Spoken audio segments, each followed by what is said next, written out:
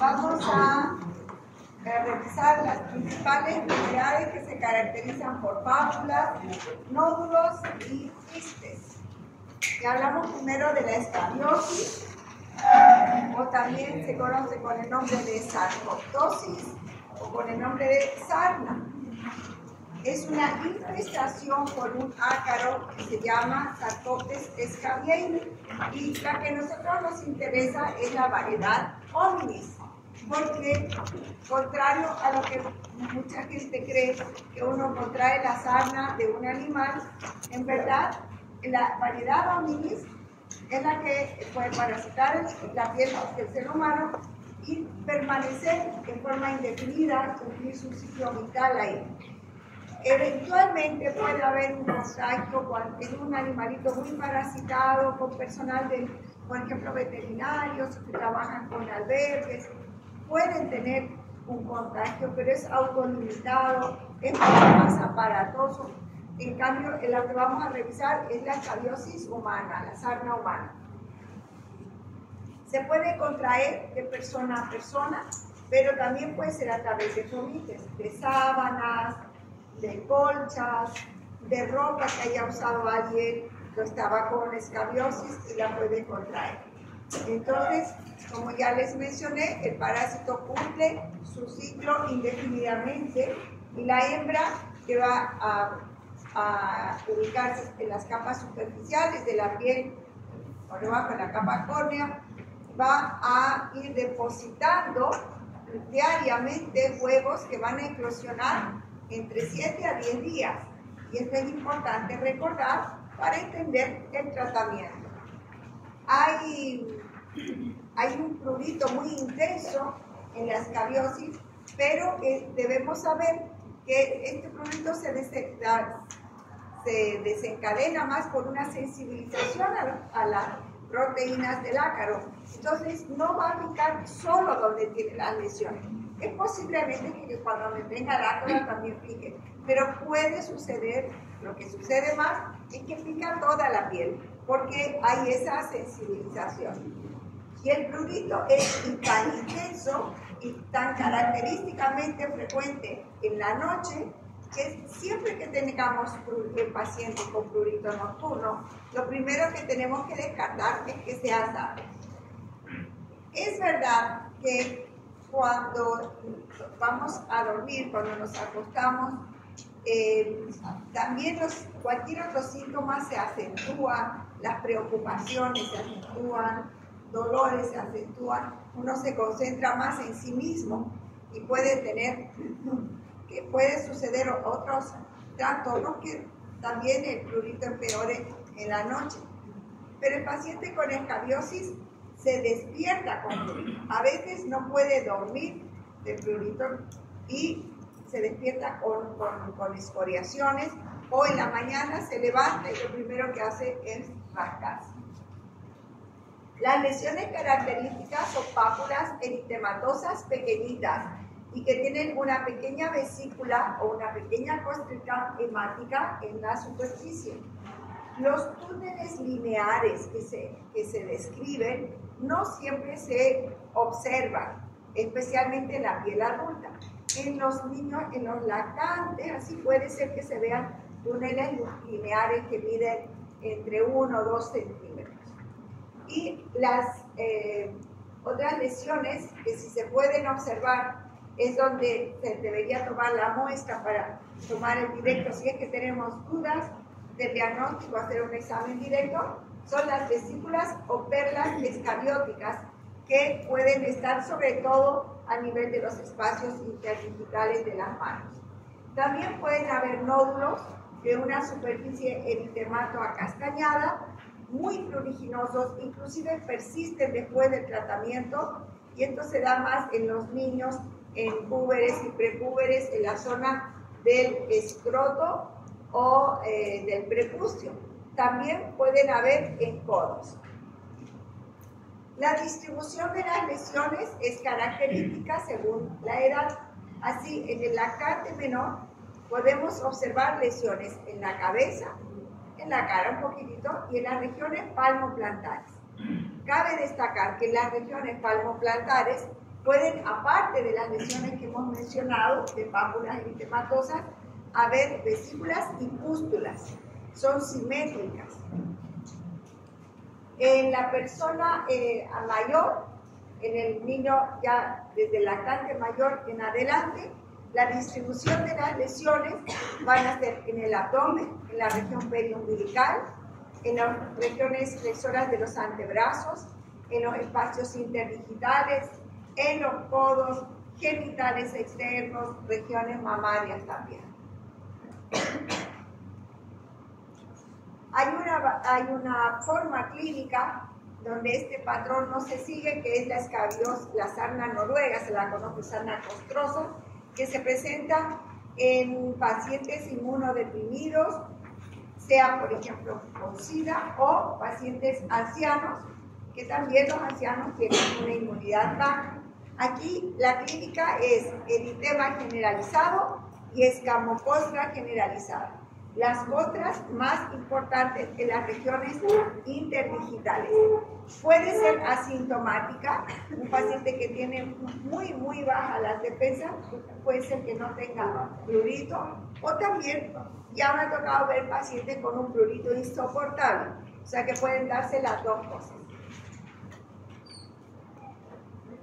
Ahora, en cuanto al tratamiento, lo más importante o igual de importante que los medicamentos es que todo el núcleo familiar y contactos íntimos tienen que hacer tratamiento simultáneamente.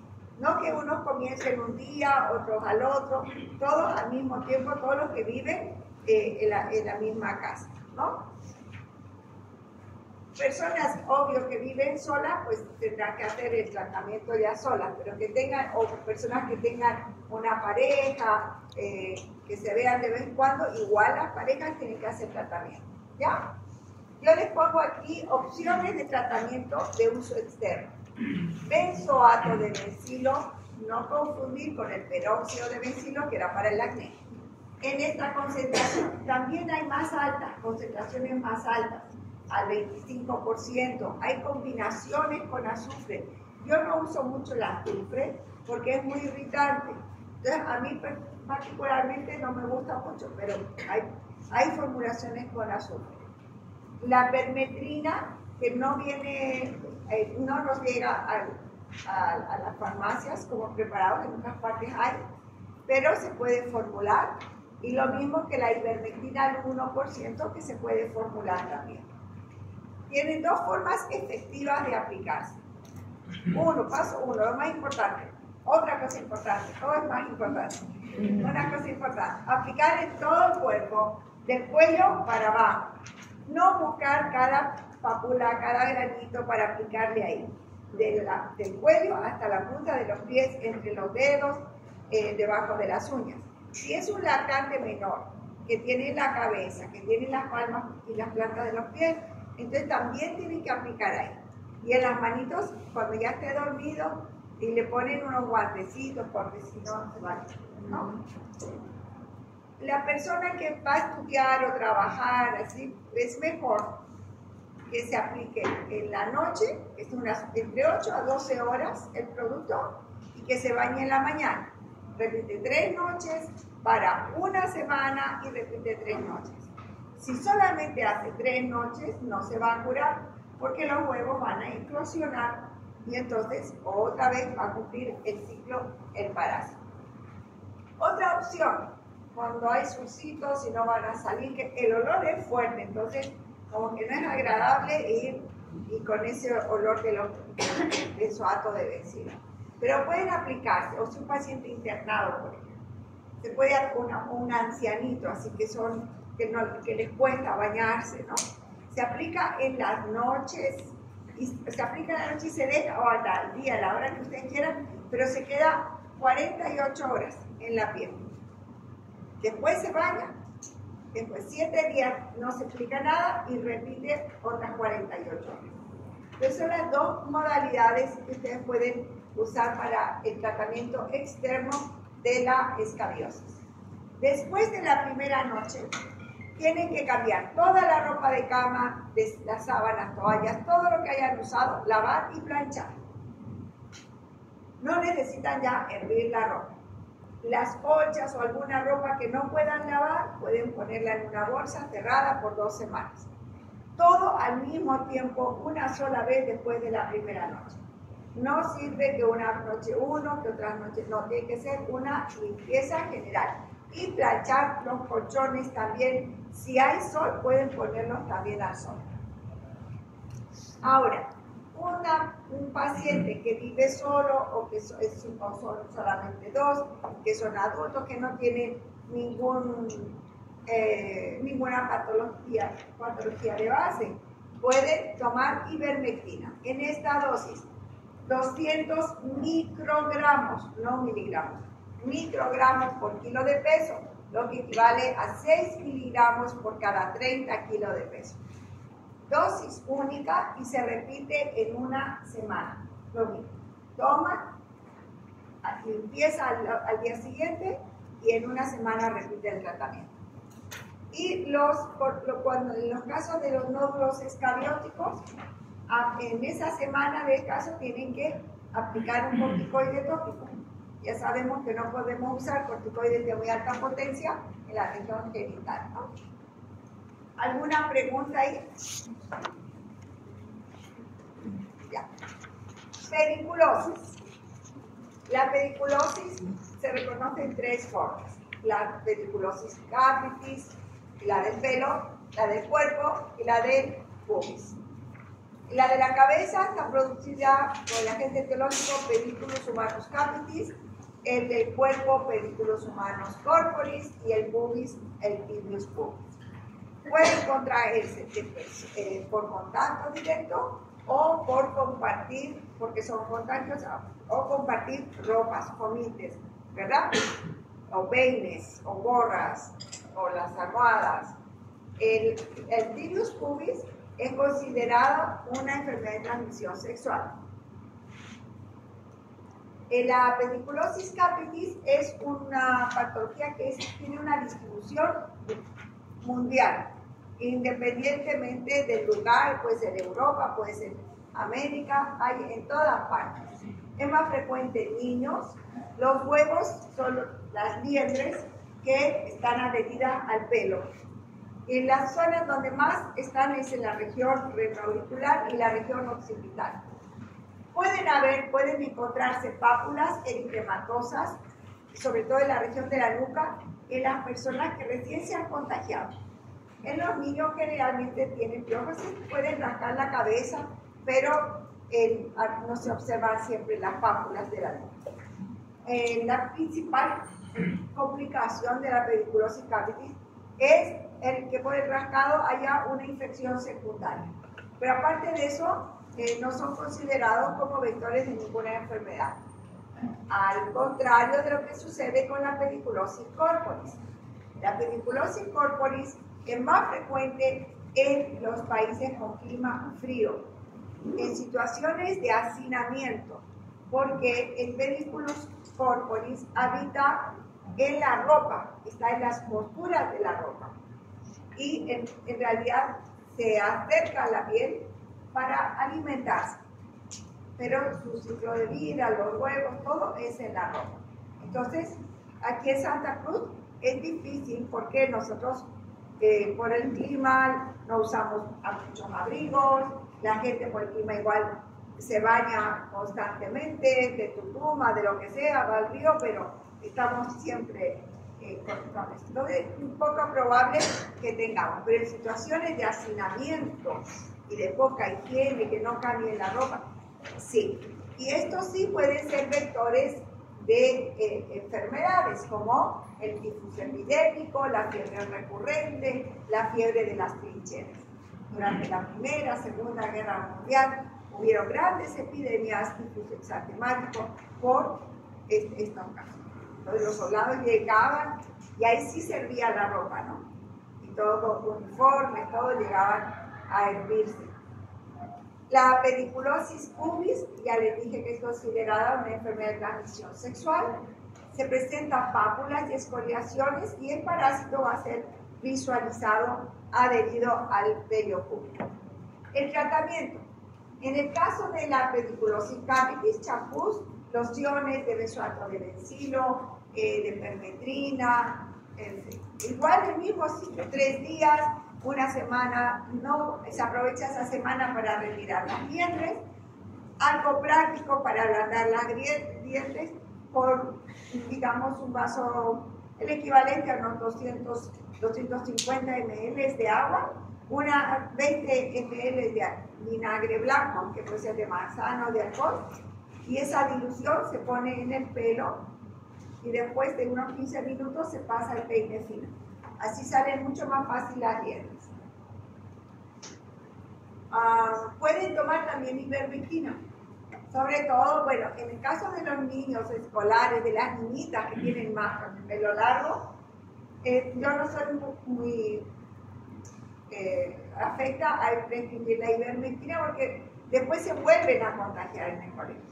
Pero digamos que se contagió la mamá, que se contagió la hermana, etcétera, pues viene bien la ivermectina que se elimina rápidamente. Pero acuérdense de repetir el tratamiento. Verrugas virales.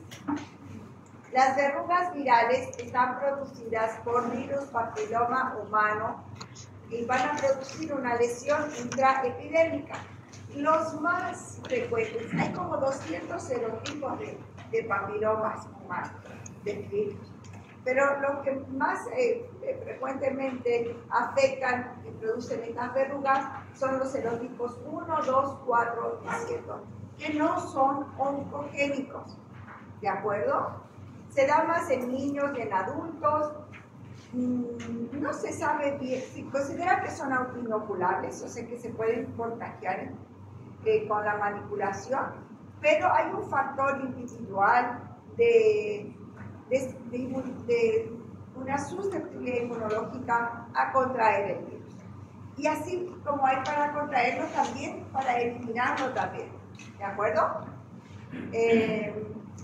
Los serotipos en general se asocian uno con la forma clínica, es una patología asintomática y la evolución imprevisible. ¿A qué se refiere esto? Aunque puede una persona de tener verrugas de repente despertar sin verrugas, por decir algo, ¿no? Puede ser que vayan desapareciendo rápidamente, espontáneamente, con remedios caseros, que nos dicen que es sugestión, pero la realidad es que a veces pasa. Y la otra es que los medicamentos que usamos o los tratamientos que usamos puede ser que funcionen a la primera o puede ser que funcionen a la quinta, a la 12ª y cambiando de tratamientos. Uno nunca puede decirle a un paciente, y sobre todo con las verrugas plantares, las verrugas periungueales, que le vamos a curar a la primera, porque siempre va a existir la posibilidad de que eso no suceda. ¿De acuerdo? Hay que explicarle bien al paciente que son virus, que los virus no tienen cura y que pueden llevar tiempo. Las verrugas comunes o vulgares que ustedes conocen con el nombre de clichis son pápulas y nódulos castaños carnosos de superficie irregular, dura, escamosa, que pueden presentarse en cualquier parte. Las verrugas plantares que ustedes conocen con el nombre de ojos de pollo. Así, perdón. Se presentan en la planta de los pies y es un diagnóstico diferencial importante de los callos, del miguas, pero se observan pequeños puntos hemorrágicos, esto debido a que las verrugas tienen entre las características histopatológicas, aparte de la hiperkeratosis, que es tal vez la más conocida, hay una papilomatosis. ¿Se acuerdan las papilas dérmicas que iba por donde iba el plexo vascular superficial? Esa papilomatosis hace que el plexo superficial esté más cerca de la capa córnea. Y entonces, por eso las verrugas sangran tanto también, porque fácilmente sangran. Las verrugas anogenitales se conocen con el nombre de condiloma acuminado. Este se relaciona más con serotipos 6 y 11. En este caso, tampoco son considerados oncogénicos, pero hay alguna probabilidad en algunos casos en que pueden asociarse estos papilomas con algún tumor que lo vamos a mencionar más adelante. Pero así, en términos generales, paciente con condiloma acuminado, tranquilicen, ¿no? Que no tiene tratamiento. Ahora, que no responde al tratamiento, condiloma acuminado no responde al tratamiento, hay que hacer biopsia, ¿ya? Pueden ser pápulas o conjunto de pápulas vegetantes, o sea que están creciendo sobre la superficie de la piel, de carnosas porque como están sobre todo en áreas de mucosa o submucosa, entonces no va a tener esa capa de queratina, ¿no? La capa córnea. Entonces puede tener una superficie irregular, pero no ser tan evidente la hiperkeratosis. Y se van a localizar en área genital o también puede ser en región perianal.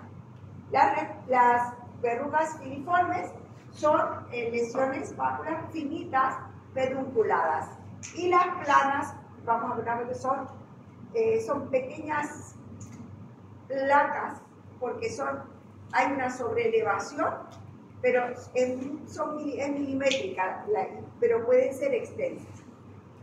Tratamiento, el más usado son con queratolíticos, como es el que tienen ácido salicílico al 16, al 20%, ácido láctico al 16, 20%. Estos son algunos ejemplos que son nombres comerciales.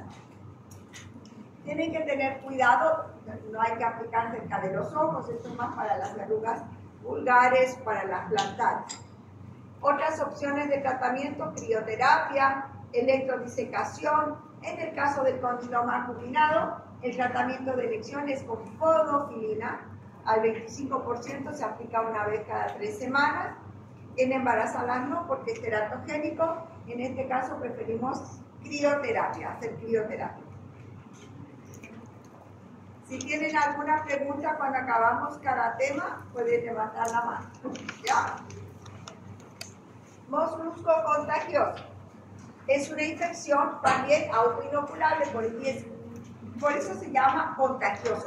Es un molusco, son virus muy grandes, los poxvirus, y a veces, como tienen una forma como parece un granito, o lo rascan, o lo aprietan, lo sacan, y esa bolita está llena de virus grandes que se autoinoculan. Entonces, por eso se llama así. Es frecuente en niños en edad escolar.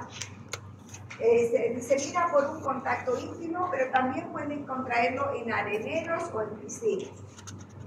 Se caracteriza por pápulas brillantes que miden entre 2 a 5 milímetros, firmes, convexas, color carne o mejor dicho tal vez color piel, discretamente eritematosas. Pueden presentar una umbilicación, o sea una depresión al centro, que no tienen que confundir con las vesículas umbilicadas del herpes, porque unas son vesículas, estas son pápulas, o si son más grandes, pueden llegar a hacerse nódulos. Tratamiento cureta. Se saca una por una, con una pequeña cureta, o se puede hacer crioterapia, se puede hacer electrodisecación.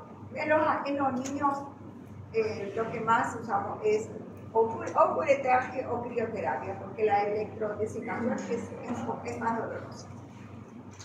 Larva migrans, que ustedes conocen con el nombre de aunque Saballón, les digo, es un trastorno de las extremidades por frío. Yo no sé por qué aquí le llaman Saballón, pero así lo conocen. Está producida por uncinarias no humanas, el Ankylostoma caninum y brasiliensis, que alcanzan el suelo de las zonas arenosas por heces contaminadas, perritos que están infectados. Al caminar o al echarse, porque también puede presentarse en cualquier parte donde ha habido contacto, se introduce la larva y va a producir primero una pápula, después puede haber un nódulo eritematoso y de ahí va a hacer los trayectos serpinginosos lineares que son característicos y que nos permiten diagnóstico clínico certero. Al inicio, cuando aparecen solo pápulas, cuesta el hacer diagnóstico. Al final del trayecto también va a haber una pápula donde se encuentra el parásito, pero es microscópico, ¿no? Puede haber situaciones de una parasitación masiva. Cuando hay mucha contaminación, puede haber no solamente una larva. El prurito es intenso. Tratamiento cuando es una lesión poco inflamatoria, porque a veces produce mucha reacción de rechazo o a veces puede infectarse también. Pero si hay un cuadro así como que hay ampollas, mucho eritema, mucho prurito, preferimos por vía oral. Pueden dar albendazol 400 miligramos al día por 3 días o ivermectina 200 microgramos por kilo, la misma dosis que para la escabiosis. ¿De acuerdo? Ahora, si es fácil de aplicar, si es una sola lesión única, entonces pueden aplicar el tiabendazol, que viene con el nombre de Ifavena, al 5%, 3 veces al día por 2 semanas. Yo no me gusta el tiabendazol por vía sistémica, pero pueden usarlo, pero yo prefiero estas otras opciones. El tiabendazol sistémico hay que usarlo con un poquito más de cautela. Tungiasis onigua está producida por una pulga que se llama Tunga penetras, que es lo mismo que la anterior, penetra la piel a través de contacto con ¿qué pasó? Con arena, suelos contaminados que suelen ser arenosos y secos. La localización más frecuente en los dedos y los bordes de los pies, y se presenta como una pápula o un nódulo amarillento, y al centro todo es oscuro, es negro, no como en los puntos que son varios puntitos de la verruga, sino que este es un solo punto negro. El tratamiento, la extracción de las pulgas con aguja estéril y aplicación de antiséptico local, y si hubiera una infección secundaria, antibióticos.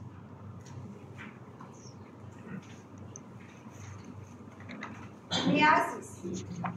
La miasis primaria o forunculoide está producido por larvas de moscas, sobre todo la Dermatobia hominis, pero puede haber también por la Dermatobia Calitroga americana.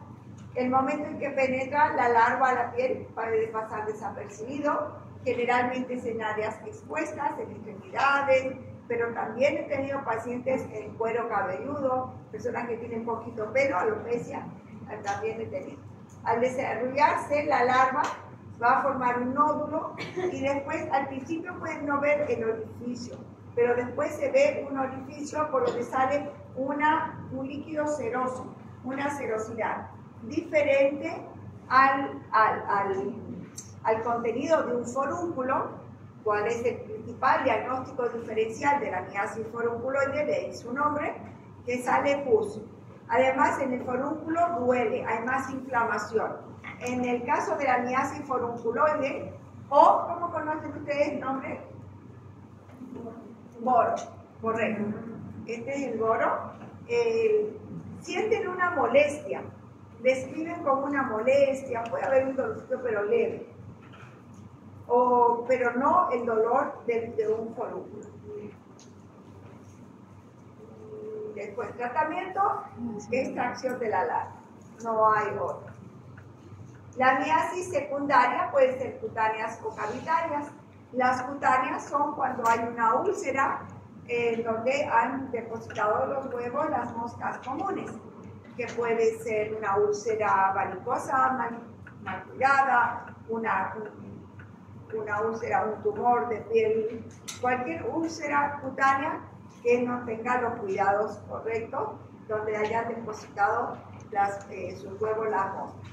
En el caso de la miasis cavitaria, entonces la mosca penetra una cavidad natural que puede ser en las fosas nasales, a través de las fosas nasales a los senos paranasales, por el conducto auditivo, en el globo ocular, cualquier cavidad penetra, deposita huevos y ahí van a aparecer las larvas. El cuadro, en este caso, la miasis cavitaria, puede ser algo grave dependiendo la localización y la severidad del compromiso. El diagnóstico se realiza por visualización de las larvas y el tratamiento es la extracción de las larvas. No hay otra forma. Cambiamos de etiología, seguimos con lesiones sólidas. El eritema nodoso es una paniculitis producida por una reacción de hipersensibilidad retardada que se asocia a varios factores. ¿Cuáles son los factores que desencadenan esa hipersensibilidad? Infecciones, que puede ser cualquier infección, pero una frecuente podría ser estreptocócica. Medicamentos, una reacción medicamentosa, que puede ser sulfas, antibióticos, pueden ser penicilinas, anticonceptivos orales, pueden asociarse con el eritema nodoso. Enfermedades sistémicas, tenemos que descartar en primer lugar tuberculosis, en segundo lugar lepra, o si no, sarcoidosis, que es mucho más rara.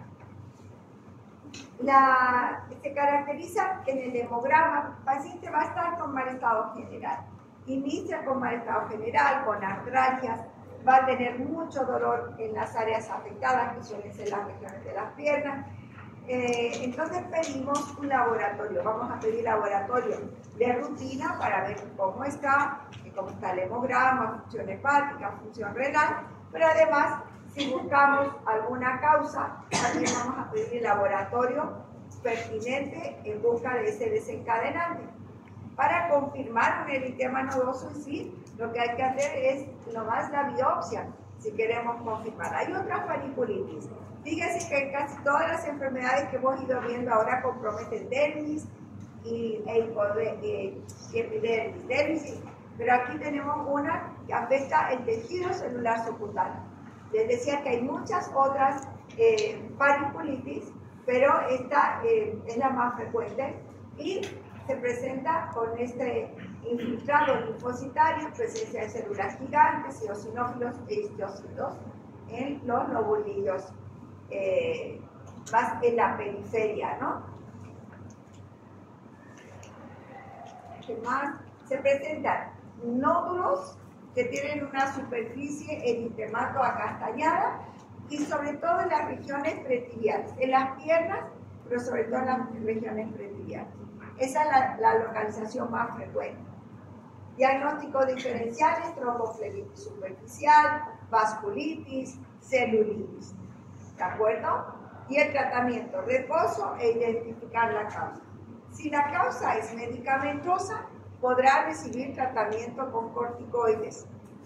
Y hay otros tratamientos en casos porque hay un eritema nodoso idiopático que no se consigue identificar cuál es el desencadenante.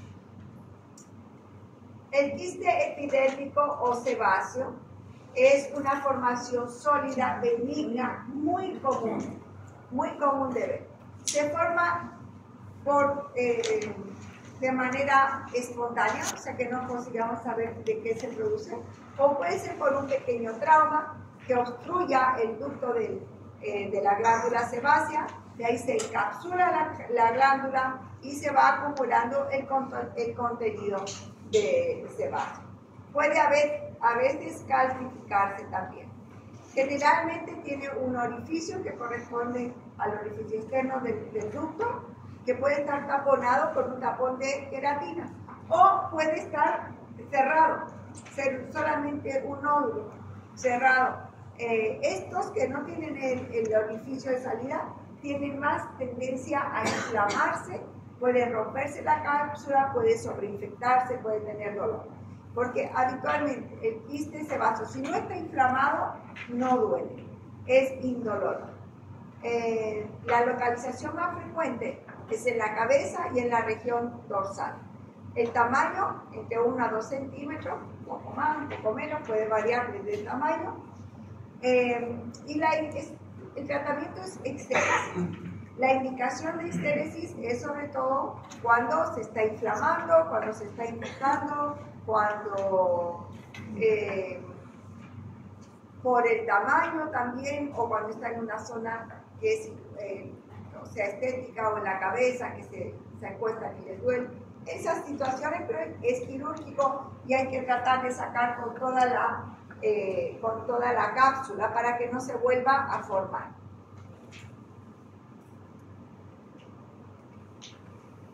Los linfomas son nódulos o tumores benignos formados por un conglomerado de adipocitos que pueden o no tener una envoltura de tejido conectivo. Son de consistencia blanda, adheridos o no a la dermis, únicos o múltiples, es más frecuente en mujeres y las áreas más frecuentes son antebrazo, dorso y región glútea. El tratamiento solo es exéresis cuando hay una indicación. Por ejemplo, duda de diagnóstico. Acuérdense que siempre que tienen una duda, igual con el quiste sebáceo, generalmente uno saca un quiste y si consigue sacarlo íntegro, haces una inspección al medio y va a salir material sebáceo. Lo que más frecuente sucede es que al tratar de sacar se rompe la cápsula y va a salir cero. Entonces el diagnóstico es bastante claro. Sin embargo, si hay alguna duda si está calcificado, manden a histopatología. No se queden con la duda nunca. ¿De acuerdo? Ahora, en los casos de los linfomas, la única razón es esa conducta de diagnóstico, ¿no? Para confirmar un diagnóstico, o porque es muy grande y ahí molesta porque hace compresión. Pero los que son pequeñitos no se justifican porque va a quedar una cicatriz en un lugar de una lesión que la mayoría de las veces no se ve. Les hago recuerdo que cuando ustedes tengan nódulos, que observen nódulos, palpen los nódulos y palpen si son móviles a planos profundos o no. Si no son móviles, piensen en otras hipótesis diagnósticas, porque estos que hemos mencionado que son benignos van a ser móviles a planos profundos. Los linfomas van a ser móviles a plano profundo y a plano superficial. El quiste epidérmico, en cambio, va a ser móvil a plano profundo, pero está adherido a los planos superficiales. Muy bien, ahora pasamos a que les muestre las imágenes. ¿Me pasan la lista, por favor? ¿Qué? Los linfomas son observables con ecografía. Claro, sí. Algo que pueden, gracias, algo que pueden ir a preguntas si se observan en ecografía. Y sí, se puede observar en ecografía, y de hecho se sirve también se pide ecografía de partes blandas, ¿no? Y entonces puedes ahí también tener ves la forma, ves el tamaño, y si está adherido. Si está vascularizado, ahí puede ser que sea otra cosa. Realmente no son vascularizados. Muy bien, a ver, entonces, este bebé, Diego Centeno.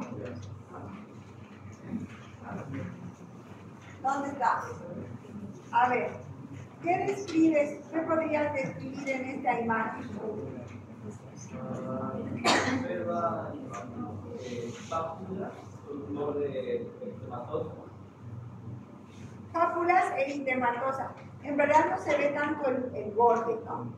En algunas partes son más difusas, pero son pequeñas. Y miren el compromiso aquí en las axilas. Y aquí pueden ver también, claro, la imagen es mejor el atrás del otro, pequeñas costras hemáticas. Y lo que es importante que yo quiero que vean, miren la distribución de las lesiones, no son todas confluentes, no están juntas, no hay un eritema difuso, sino que están dispersas. Y tienen, aquí esto que estoy marcando, son costras hemáticas. Este ya es una escabiosis en un adulto.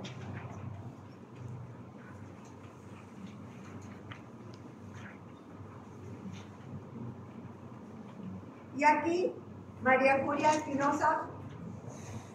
¿Dónde está María Julia? ¿Qué lesión es esta de aquí?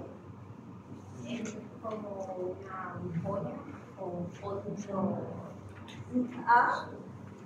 una vesícula. Pero ¿no te parece que es un poco amarillento el punto? Estas son más vesículas, ¿sí? Pero esta es una pústula, porque tiene ese contenido amarillento. Vesículas y pústulas sí que tienen una base eritematosa en la planta de los pies. Cuando vemos esto, lo primero que pensamos es en un impétigo, porque hay pústulas, porque hay vesículas, inclusive aquí hay unas costras melicéricas. Lo primero que pensamos. Pero acuérdense que en la escabiosis esto se observa en los lactantes menores, ¿no? Es un bebecito. Regiones palmoplantares. Siempre que vengan los bebés con estas lesiones, ahí el bebé no dice me pica, pero va a llorar en la noche. Bueno, tenemos que hacer una anamnesis dirigida y examinamos a la mamá o a las niñeras si tienen lesiones en el abdomen o en la región de los antebrazos. Aquí vemos estas perlas escabióticas, pápulas eritematosas, aquí hay una vesícula, en las caras laterales de los, sobre todo se da más en los espacios interdigitales. Pues no quiero que se confundan de las caras laterales, que hay un trastorno que se llama deshidrosis, que es por retención sudoral. Esas son varias. Estas lesiones suelen ser poquititas, esparcidas. María Lisbeth Mamani. ¿Dónde está? ¿Marcó y se fue o qué? María Lisbeth, ¿va a tener falta?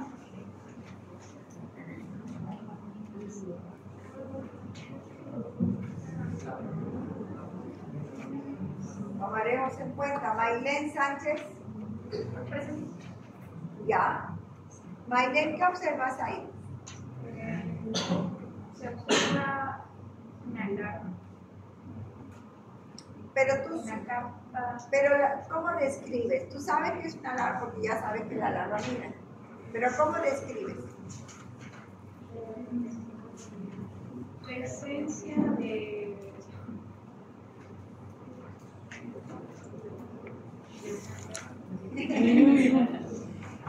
Mira, es que todo esto no es la larva. Pues la larva migrans es microscópica. Tú no vas a ver la larva. Entonces tú sabes que es una larva migra porque sabes. Pero no es, eso no es, este es el túnel por la piel por donde va la larva. Entonces es una lesión papulosa, elevada, eritematosa, lineal y también se conoce con el nombre de bicho geográfico, forma como mapa. Y por eso utilizamos esa expresión de serpinginoso, porque parece como una serpiente, tiene ese trayecto. Entonces tú al describir eso en la historia clínica, tú puedes concluir que el diagnóstico es larva migra, pero tú no estás observando la larva migra, la larva en el examen físico. ¿De acuerdo? Aquí en esta imagen es más común de ver. Lo mismo. Lesiones papulosas, eritematosas, lineares y de cervicales. Y el paciente dice, me va como caminando, porque empieza en un punto y después cuando va al médico ya aparece en el otro. Ahora, estas son imágenes que son muy claras. Les decía que a veces puede haber mucha reacción y puede en el lugar de donde penetra la larva haber ampollas. Ahí uno tiene que buscar cuál es la lesión que más le representa. Ahí va a entrar en cuenta también el tiempo de evolución. Estos son cuadros agudos. Tenemos que poner ahí en cuánto tiempo, en 5 días el paciente no aguanta más por el prurito que va a consultar, si es que no sabe cuál es el diagnóstico, ¿no? Es un cuadro raro. En una escabiosis, por ejemplo, el paciente generalmente demora más en una escabiosis. Porque lo primero que uno piensa es una alergia y están tomando antihistamínicos. Hay más tiempo de evolución. En estos son cuadros, son rápidos.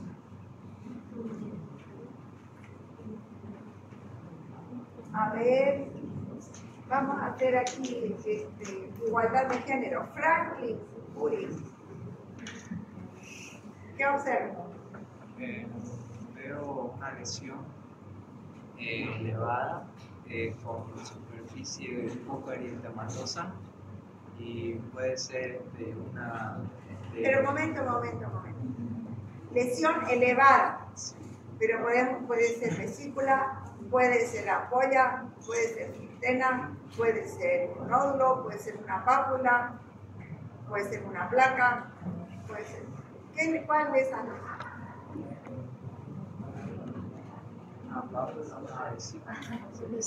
Ya, por el tamaño podría estar entre una pápula y un nódulo, ¿no? Pero sí está dentro. Una cosa que les quería aclarar, no me acuerdo si se los dije en la primera clase. Nosotros tenemos el libro guía y ahí en eso me baso, por ejemplo, el tamaño de la pápula, de la vesícula se considera medio centímetro. Pero hay otras bibliografías, y eso me comentaba, no creo que de eso dependa que se aplacen o no para el MIR en España, pero sí allá les toman en cuenta que el tamaño es 1 centímetro, por si acaso. ¿Ya? Entonces, a veces, y eso es en algo que no es, creo yo, muy relevante, pero sí hay a veces disparidad de criterios entre los autores. ¿De acuerdo? En esto casi como en muchas otras cosas. Pero bueno, vamos a decir que es una pápula que tiene un borde eritematoso. ¿Qué más decías, perdón? Que tiene un borde eritematoso y que está sobresalido. Ya, ¿y qué más? Está como un tapón, tal vez. Que no te llama la atención este color. Amarillento, sí, está bien. Y pueden describir colores también. Y al centro hay una pequeña mácula, digamos, negra, ¿no? Redonda. ¿En qué están pensando?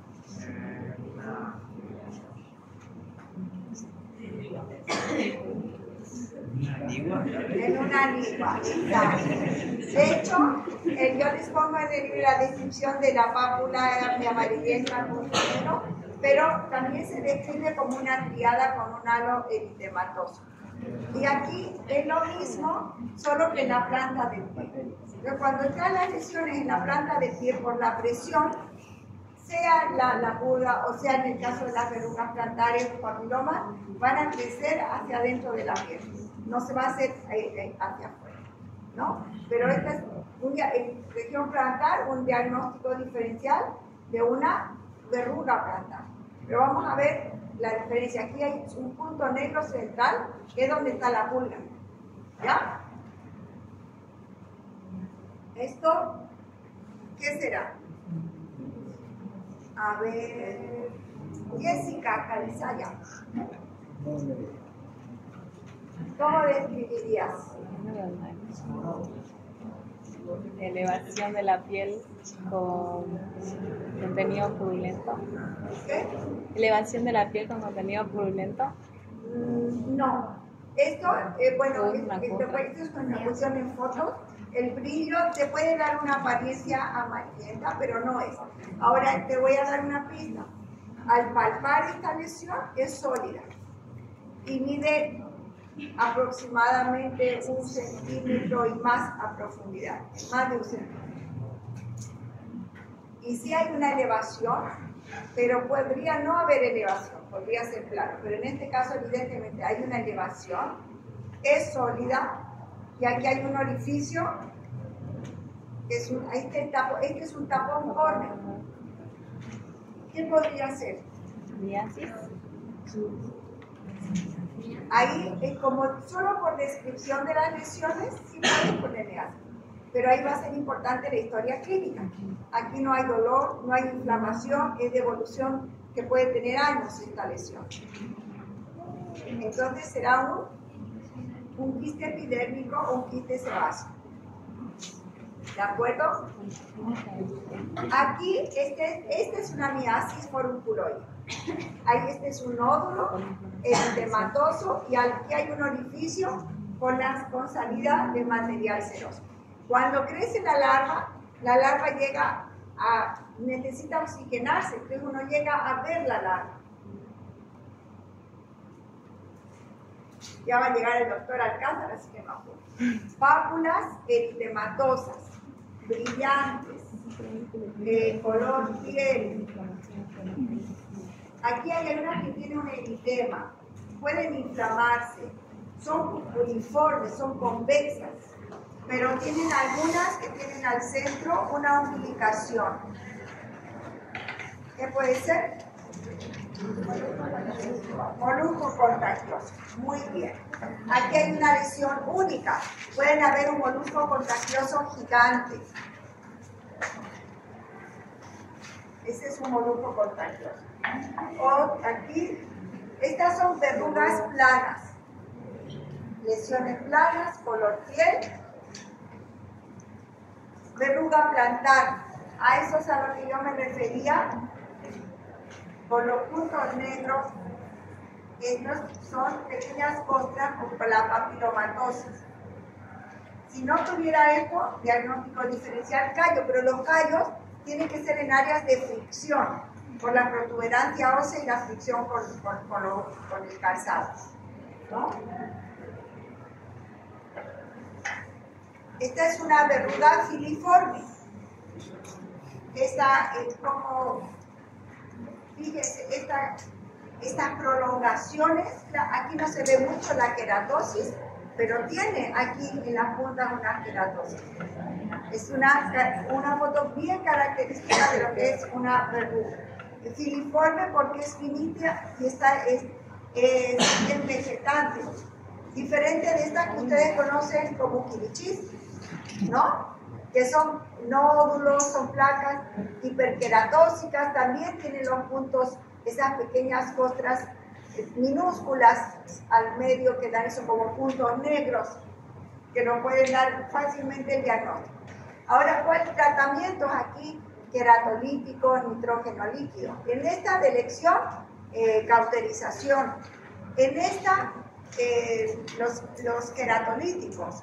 Depende de la localización, el tratamiento. Lesiones vegetantes, irregulares, aquí se observa un poquito de queratosis. Algunos describen también como cresta de gallo o como coliflor. En el surco balano prepucial. Es un condiloma acuminado. Tumor por el tamaño, blando, móvil a planos profundos, móvil a planos superficiales, aquí vemos lesiones, manchas, eritemato acastañadas en la pierna. El paciente aquí, de nuevo, la historia clínica es importante. Hay muchas cosas que los dermatólogos solo con ver, o lo que ustedes, por supuesto, sabemos qué es. Pero no es todo así, tenemos que saber la clínica, cuánto tiempo de evolución, tiene dolor, ha tenido alguna enfermedad, está tomando algún medicamento. Palpamos y hay una induración. Pueden ser nódulos circunscritos o pueden ser áreas que está más difusa y que está indurada. Es un eritema nodoso. Bueno, chicos, nos vemos.